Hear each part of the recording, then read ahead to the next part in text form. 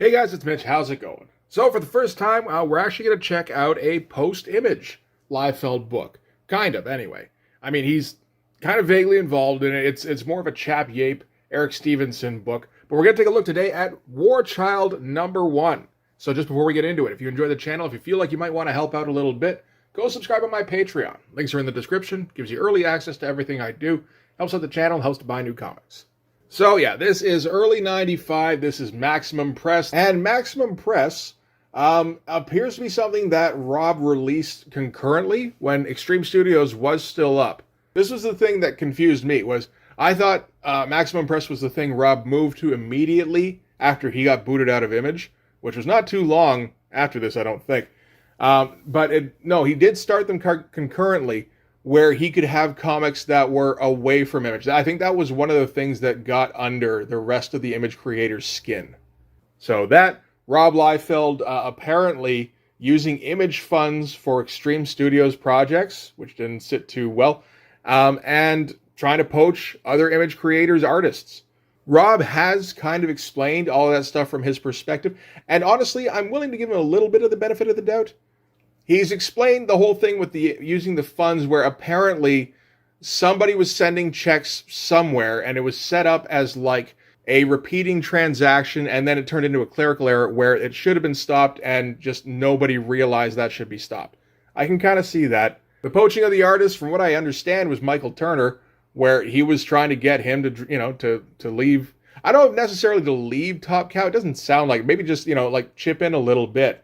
And Mark Silvestri wasn't having that shit, which Rob didn't like, because from his perspective, Mark Silvestri had been using, like, I think it was his colorists and inkers.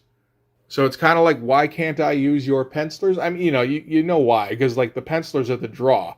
Like, philosophically, he kind of has a point there, but honestly, he should have known better. And the Image guy's not liking the fact that Rob was publishing comics away from Image. I mean, for one thing, yeah, it's external revenue stream that doesn't have anything to do with the company. For another thing, it fucks things up with the distributors, apparently, because they were getting like a group rate and they needed a certain amount of comics every month. And by Rob taking comics away from Image and publishing them over here, that kind of fucked up their rates. Rob's perspective on that is like, I'm still putting out way more books than some of the Image creators, so I don't see what the fucking problem is. And only having read his account of things, I don't have a counter argument against that. It does sound reasonable, though.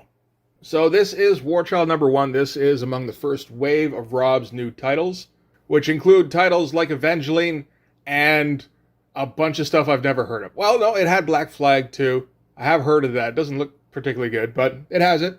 So might as well get into this.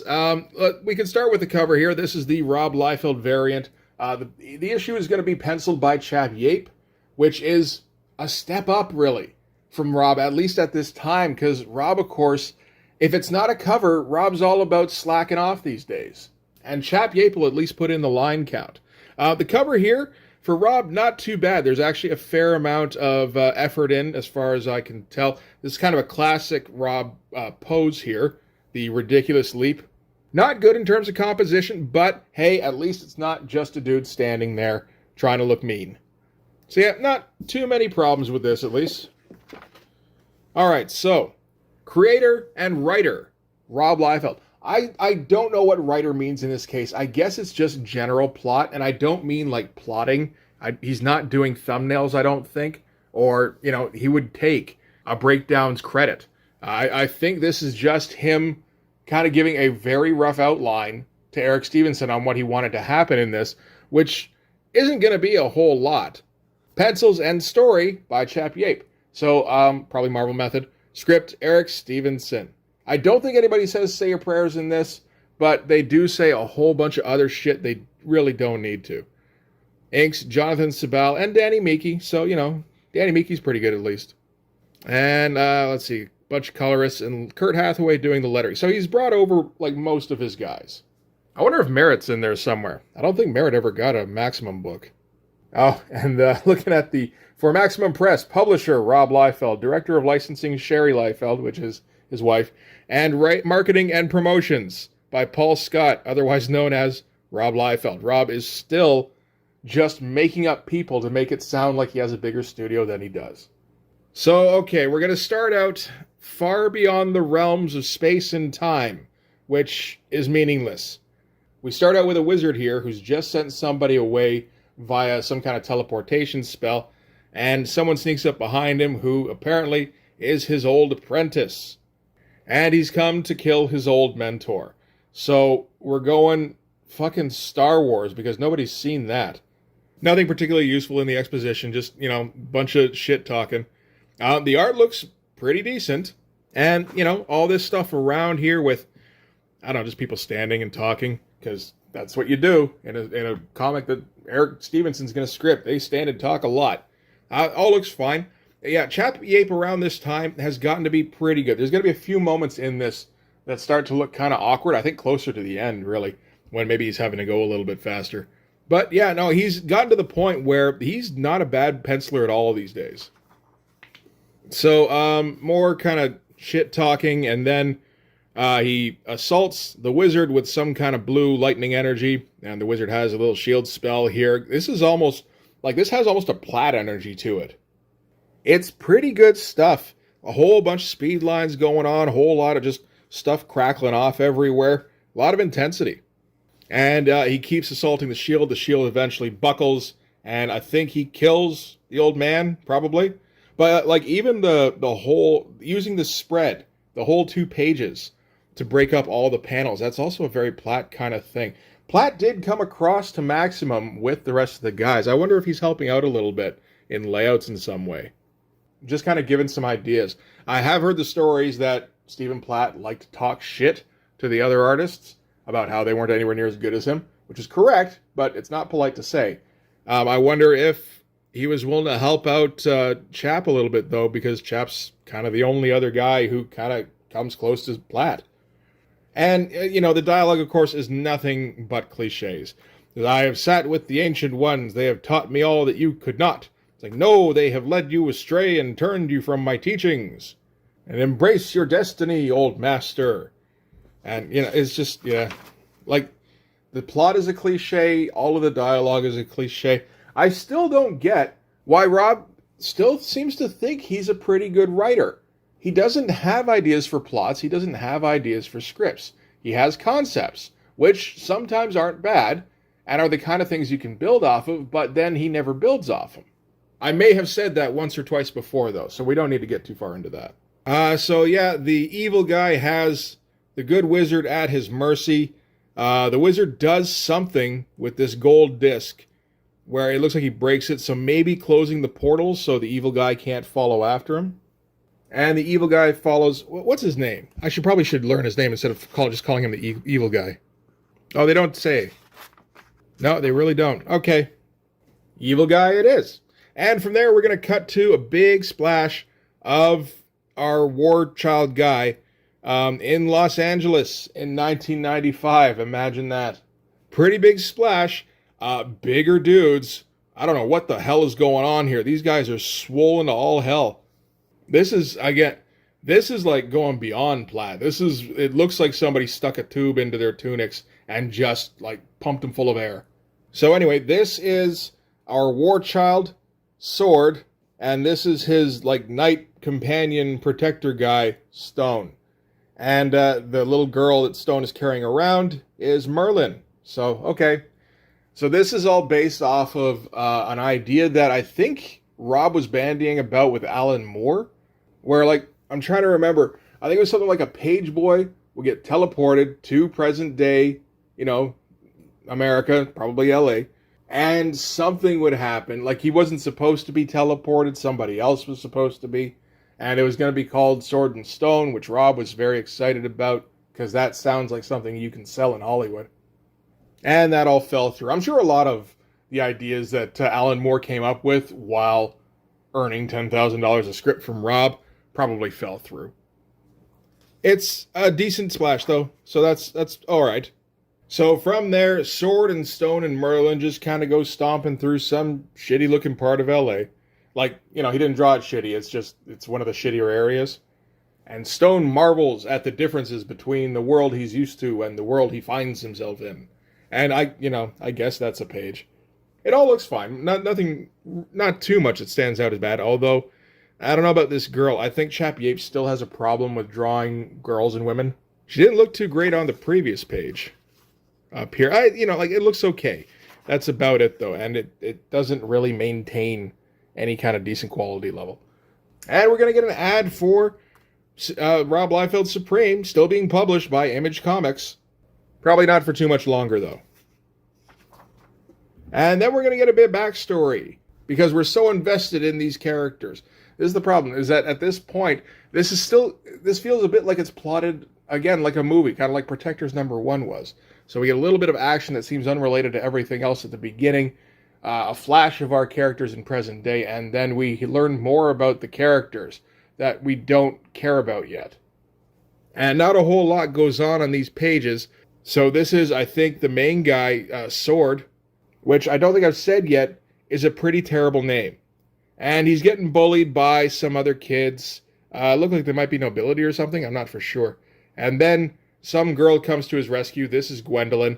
And this is a fucking weird image with what looks like they should be, I don't know, like 10 years old or something. But he still kind of drew her with like a bust, which is not cool. And that face doesn't look good either. But yeah, no, just like Chap Yates, it feels like doesn't have a lock on women at this time. He needs to keep working on this. And then, so from there, where Gwendolyn rescues him from the other little boys, she's kind of like, I don't know, giving him some nominal first aid later on, and it looks like she's aged like a good 6-7 years, where she's a full-on like late teenager. I shouldn't rip on this stuff too much. I mean, I'm not exactly the best at drawing women myself, but it just kind of stands out because Chap Yates does a decent job on pretty much everything else, and then all of a sudden, yeah, he just can't draw women. And they're just kind of sitting around talking and dumping a little bit of exposition at each other. So we find out that our guy Sword here, he's an orphan. He doesn't know anything about his parents. And that's kind of the focus of this whole page, really. It's not a terrible looking page. It's just kind of completely pointless, just about. And then what looks like a few years later, where Sword is reasonably grown up, and Gwendolyn here looks kind of the same age as previously. And they're on the run from somebody. Sword has pissed somebody off, and Gwendolyn is determined to come with him. Oh, apparently her father got murdered, and Sword is getting blamed for that somehow. And they go in for a smooch, and an arrow kind of flies out of nowhere. Okay stuff. Chap Yates doing some weird stuff to show that wind is blowing by just doing, like curvy lines over everything. I think you can do it just with, like, having hair blow in the wind. Like, you got, like, her hair getting all blown back and everything. That's convincing enough, really. So anyway, the arrow comes down and impales Gwendolyn in the back. So now she's going to die, I guess. And we cut back to Sword in the present day, where he stoically reflects on past events. So I guess it doesn't affect him too much. So this isn't exactly informing the character emotionally. This is more just giving us more plot for later. So they're perched on a roof somewhere, and Stone has located the object of their search, which is Sword's sword. And apparently it's being held in a museum, which Sword doesn't understand what that is. And we get like robot font for Stone here, which I can't help reading as RoboCop, really, because you figure it's going to be kind of loud and monotone the way it's set up. Just, if you're ready to stop daydreaming, think I've located this pansy-ass sword of yours, boy. Drop it! Nice looking figure. He might be a robot. I mean, he gets the electro arrow and everything, and he's got some high-tech goggles by the looks of it. Another ad for Brigade. Sure, why not? So I guess this is the new lineup at the time. So we've got Troll, Glory, Roman, Supreme, Shadowhawk, and Vanguard. So not even Seahawk anymore, I guess. This is just kind of, it feels like everybody's leftovers. And yeah, so they're just kind of talking about how they're going to have to bust into the museum and how they're going to try and not trip the alarms, which seems fairly impossible considering how fucking big they are.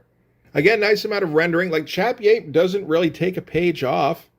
His line work hasn't gotten any worse yet. I thought it did eventually. I could be wrong, thinking about it now. And, hey, decent expression on the girl here, so well done on that. And big old double-page splash as they go flying, I think, towards the museum. Right in the middle of the book, so that's a good place to put a double-page splash, at least. The the pose here, pretty awkward. Bad foreshortening on the arm. Sword here looks alright, at least. He does appear to have shrunken quite a bit, seeing like he's riding stone now, when before he really was just about the same size. That's quite the difference, but I mean, who's keeping track? But like some fun lighting going on, well, is it? It kind of half looks like there's fun lighting going on, but I think that's mostly from the colorist. If I'm looking at the actual inks, they don't make a ton of sense, really, in terms of like actually finding a light source. Yeah, it looks like the colorist is picking up a lot of slack on this. But yeah, as far as the spread goes, this is fine. So they bust right into the museum, set off all the alarms immediately. So much for that one whole fucking page about how they shouldn't set off the alarms. And so they're going to have to move fast with the alarms going. And Sword is like befuddled by just how much stuff there is in this museum. How will we ever find my sword? And Merlin goes, it's right over there, and points to like the one thing in the room. And oh, it looks like we're back in time again. You can tell by the rounded borders on the panels here. So this is Sword kind of not wanting to let go of his beloved as she dies, I suppose. And her blood gets on his sword, which he planted into the ground. And I guess a tear falls from her eye and turns luminescent and purple. That seems to be what's going on here. And then we get her on like the astral plane, and she's, seeing her body and realizes she's dead, and she doesn't want to leave Sword. And some cloaked figure makes a deal with her that she can stick around for a little while. Just not as a person. She's going to get locked in the sword, so like the big ruby on the hilt kind of thing. Her soul's going to get locked in there, and the sword has to kill a half dozen souls every changing of the moon. And Sword is sad. Decent panel layouts. I always like the changing up the panel shapes, going for a lot of skinny ones, but still managing to keep track of what's going on so you don't get lost, which could probably be easy in this kind of situation. Looks all right. And Sword comes to from his reverie, nice close-up shots, and finds that Stone has dispatched a couple of guards, so apparently he just completely blanked out while action was going on. That seems like a bad thing to kind of happen to your protagonist. Not a bad splash page here, and they get confronted by a couple of more, look kind of like security guards, kind of hillbilly security guards who just kind of stand there grinning at them and sizzling, and then they turn into like, I think this is their shadows, just kind of twisting all over the place. That doesn't work too badly. And we find out this is the Black Knight's Legions. That's what's going on in the conversation here, and then photocopied for no conversation here, except for Merlin confirming that these are in fact the Black Legions. And on their heels comes their annihilation. Okay. Bad choice to do a flat angle in profile of everybody just standing there and not like having your villains not in shadow, your big monster villains at that. When everything was in shadow like a minute ago. And then these guys standing off to the side here, and nobody looks particularly interesting or dynamic. I mean, you could have done this with with a regular splash page just going up this way. And then, get a couple of heads of Sword and Stone down here and then show the monsters in their full form. That would have looked a lot cooler. A little bit like what I did at the end of Blood Force issue 3. You got the guy here, and then the dude standing there in the reveal. It's good stuff. But yeah, that's a flat ending. Ugh. And we get a bit of a missive here from Rob about why Maximum Press is going on, where he's trying to get properties away from Image Comics and away from shared universes. Apparently he doesn't like that too much anymore, which I can understand, actually. A lot of stuff from the early Image era has difficulty being reprinted now because there's so many tangled ownerships. Like, from what I understand, there's whole sections of the Max that will never get reprinted because Pitt shows up for a couple, and also Eric Larson's Mako character shows up for an issue or two. And that's what that whole page is about. And for Bean World, Larry Marder, of course, is kind of shepherding the Image guys at the moment. giving them advice on how to publish, which they still need, I guess. And so in return, they're going to shill for him. So why not? Oh, the New Men. So all the ones we met back in New Men #1, plus Pilot, bad name for a character, and Bootleg. We got a little bit of a description. She's the team's newest member, but who is she and why is she here now? That's certainly got me intrigued. Big ol' ad for Extreme Sacrifice, which, as I said, is coming out around this month. This is such a shitty ad. This is obviously one of those drawings that Rob did on like small paper and then blew up, but it feels like he inked it on the small paper as well. And then I don't know if he tried to color it himself. It kind of looks like it doesn't look like a particularly good job. And ad for Bad Rock. Ad for Nightmare. Why not? And there's Black Flag. All right. Dan Fraga finally getting his own book a few years later. I don't think it's particularly great, but I suppose, like, Dan Fraga's been sticking around for a while. It's nice that he gets a book eventually.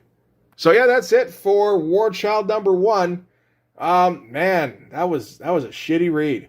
We got a whole bunch of cliched backstory that we probably could have inferred just from, like, the way the story was going. It sure didn't make the book any more interesting to flip, back and forth in time periods. I guess you do need something so you're not just hanging out with the main characters for a full issue. Why would you want to read about your main characters in your first issue? But, like, honestly, yeah, you should have some kind of scene changes of some kind, have something to kind of wait to. But there's just too much backstory in this that nobody gives a shit about. At least it looks, pretty good throughout. I think Chappie definitely did have more juice at the beginning, because, yeah, these early pages do look quite a bit better, really. They don't look bad at the end. It's just not quite the same kind of quality. And this thing wouldn't last very long. There's 4 issues in the whole WARCHILD thing. This says it was released in December, although the cover date is for January. Issue 2 seems apparently like it was released in January, so I don't know what's going on there, but at least they were able to get the second one out in less than a month. Couldn't quite manage that with the third one, which you had to wait until June for. So kind of the usual problems with Extreme Studios, Maximum Press, whatever you want to call them. So that's going to do it for WARCHILD. I don't imagine we're going to pick up issue 2, because I can't imagine that the story goes anywhere interesting whatsoever. But there's other Maximum Press books out there. There's Awesome Entertainment, whatever. I'm sure we'll hit some more post-image Liefeld eventually. But for this one anyway, that's going to do it. Thanks very much for watching. If you like this video, please hit like, hit subscribe, hit the notifications so you know when the next one's coming out. Go over and subscribe on my Patreon. It gives you early access to everything I do, from the Blood Force stuff to the YouTube videos before they get uploaded to YouTube, as well as some Patreon exclusive content. You can also follow me on Instagram and DM me there for commissions, and you can join the Blood Force Discord server. But yeah, that's going to do it. Thanks again for watching, guys. I'll see you in the next one. Bye-bye.